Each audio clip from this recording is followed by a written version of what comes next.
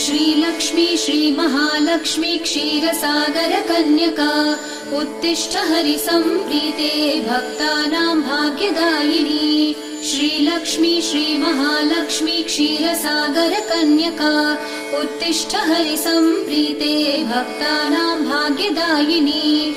उत्तिष्ठोत्तिष्ठ श्रीलक्ष्मी विष्णुवक्षस्थलालये उत्तिष्ठ करुणापूर्णे लोकानां शुभदायिनी।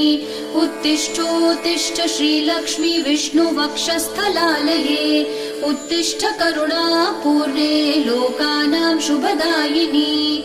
श्रीपद्ममध्यवसिते वरपद्मनेत्रे श्रीपद्महस्तचिरपूजित पद्मपादे श्रीपद्मजात जननी शुभपद्मवक्त्रे श्रीलक्ष्मी भक्तवरदे तव सुप्रभातम्।